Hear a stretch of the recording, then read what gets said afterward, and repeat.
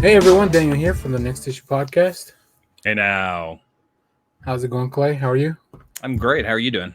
I'm doing well. I'm glad we are able to do this review together because you are the Moon Knight guy in the podcast. I feel. I'm a head case. He's a head case. We have a lot in common. Yeah, and I've been looking forward to this issue. So let me introduce it real quick. All right. We'll be talking about Moon Knight #1, written by Jed MacKay, with illustrations by Alessandro Cappuccio, color by Rachelle Rosenberg, and letters by Cory Petit. This is kind of our reintroduction to the character of Moon Knight, Mark Spector. We haven't seen him in a while. Well, he had a story in Avengers, which he was in the Avengers, yeah, and that was here, which was great. And I hope everyone checks that one out. It was by Jason Aaron. Mm-hmm. But since then, I mean, he hasn't had his own book in a while. I'm guessing this is coming on the heels of Disney doing a Moon Knight TV show pretty soon.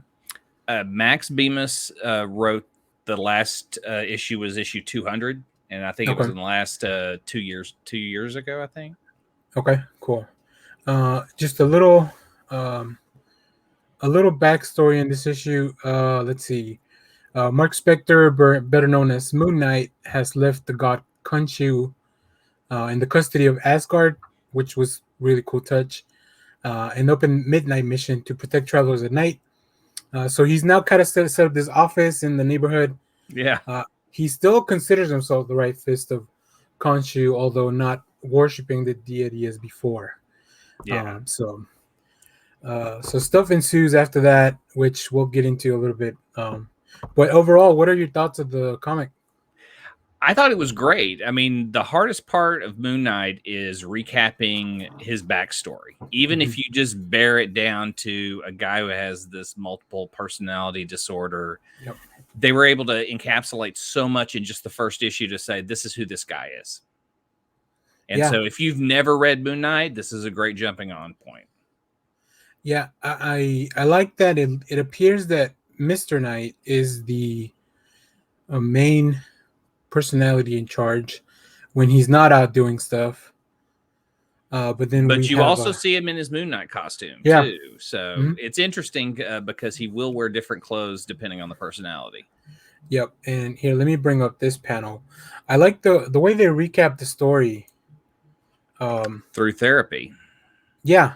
He's actually talking to a therapist, and I really enjoy that. This is a good device for people that haven't been reading the book or his books, to not get lost in the continuity, but also invite new readers.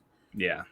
Because Mr. Knight is a new personality that's been created within the past decade. So people who know the original Moon Knight don't know anything about Mr. Knight, but you don't have to. This is a great starting point. You're just dealing with a guy who has multiple personalities. He's dedicated himself to this religion, and now he's become this justice figure for the religion.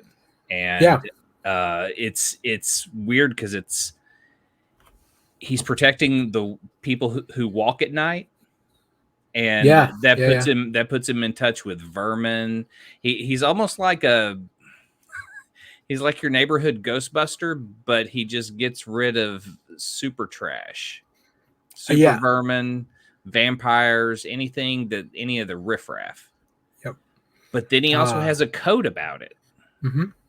I mean, what did you think about his code with the vampires?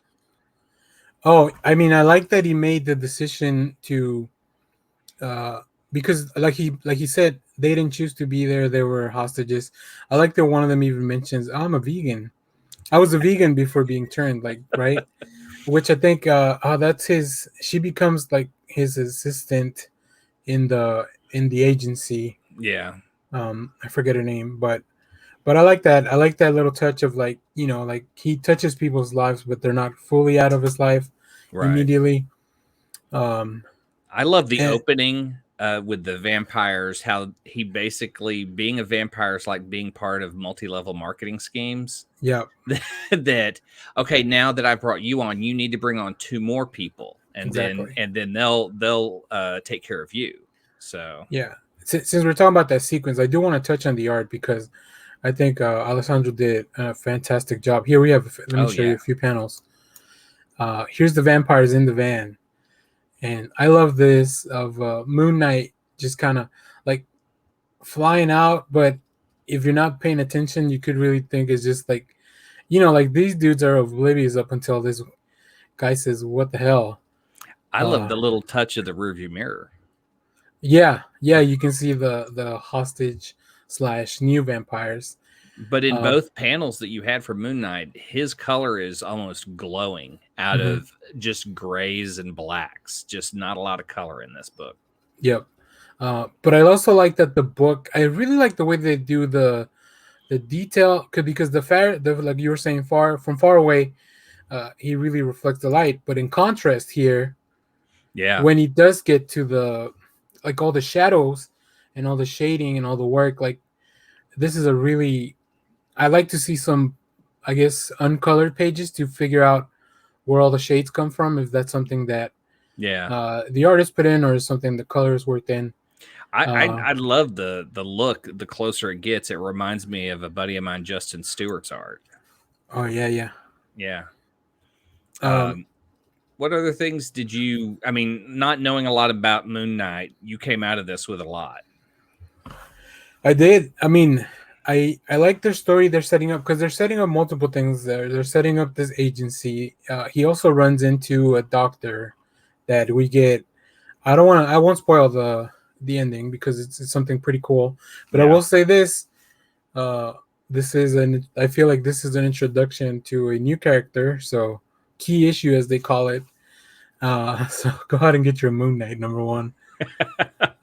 With all the variants, I think there look like at least a dozen variants. There's a lot. I only picked up 2, but I'm glad I stopped there, because there were a few that, like the variant that we showed at the beginning, that was going for, like, I think that was $70 because it's a 1 in 50.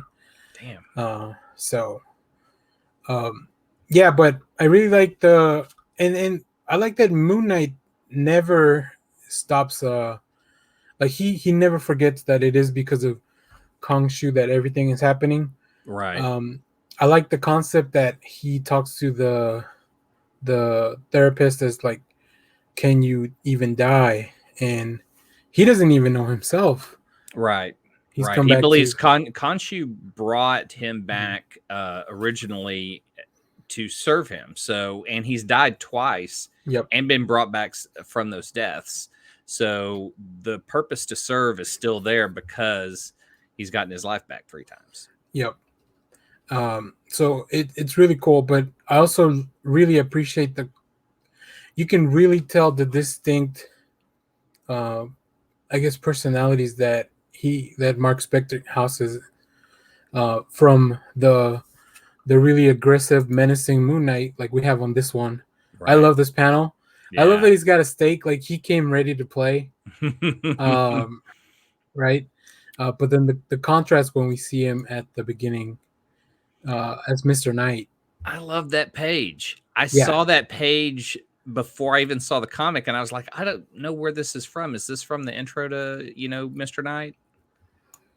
Yeah. So now we know, because that's it opens with this. It opens really strong, especially on the part of the artist. It opens really strong, saying like, this is what I'm bringing you. And I don't think the art ever disappoints. It's dynamic when it needs to be. It's well paced.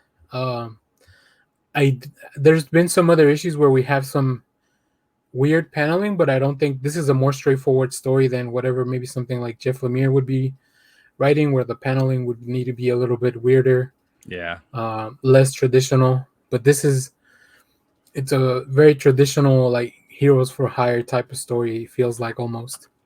Well, I also want to mention one other thing in the story that the therapist is trying to do with Mr. Knight is explain the what was it called? Superhuman metricide.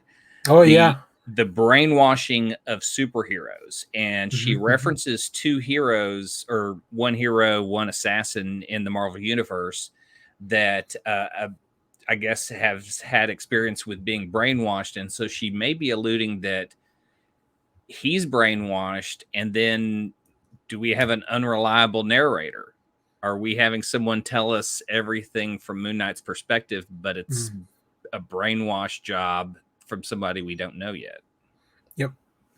Yeah, I like that a lot. I like that there's a specialist for like this world, this universe requires a specialist that specializes in like superheroes or people with abilities and powers. Although I don't know that Moon Knight has any actual extra abilities other than I don't know that Khonshu gives him powers. Yeah, like extra additional strength or anything like that. As far as I mean, know, he's a mercenary first, so I mean he's already a trained killer. So what Khonshu gives him is just that extra push. And this book addresses pretty much everything. Like it addresses him being a mercenary, addresses him being like there's a question of like how is he starting this faith if he like isn't he traditionally like he says he's Jewish, which he does, which he still says he is, but there's also this other aspect to him as to serve and be faithful to Khonshu even if it's in a non-traditional way, whereas the person that we may have as an antagonist in the future, it's probably more of a traditionalist when it comes to being faithful to a god. Yeah. The last arc before this series that Moon Knight had was Max Bemis, and he focused a little bit on the Jewish heritage. Okay. But I will warn you, the origin of DID, dissociative identity disorder, has medically, I've always read that it's been traced to very violent trauma as a child. He tells that origin story in, I think it's Moon Knight 197. So if you're not prepared for some heavy violence and stuff that would traumatize a child into having multiple personalities to deal with it, you're warned. Okay, that's good. That's good for people to know because sometimes we just jump into comics not expecting those kind of triggers, and it's something that's really there. And I'm glad that people are writing about it, but it does need to be. I guess you do need to pay attention to what you're going to jump into before you do. All right. Do you have any last thoughts on Moon Knight? I really enjoy this issue. I'll probably keep reading this.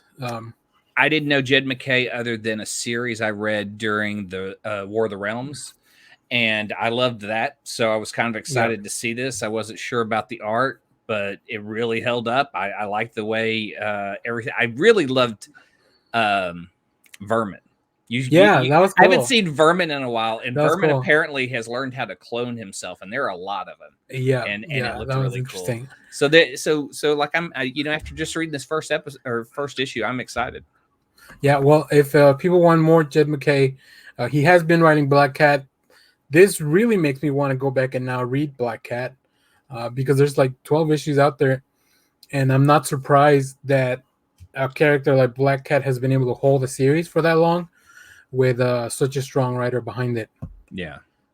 So I'm glad this is happening because Moon Knight has now that going for it. It has great art, and then also the bonus of like, oh yeah, this is gonna be a TV show soon. Yes. So it's a great place to start. I mean, for all his backstory, it kind of wrapped it up in a little. This is all you need to know. Let's go. It's a good primer. It's an excellent number one. I think sometimes number ones are not very capable of doing stuff like this to both give you a story and then also catch you up as a good entry point. But this, I feel, excels at that. Yeah, and if you read digitally, Comixology has a Moon Knight sale going on right now. I had 3 issues I was missing, and now I have the whole Moon Knight collection. So awesome! I'm happy with that. Cool. Well, Clay, I'm glad we got to do this. We don't do many reviews as a group. We'll probably talk about this more on Sunday. I'm gonna encourage the guys to read this as well. Yeah, it's awesome. I love it. And, I'll always push a Moon Knight book when I love it. Yeah, for sure.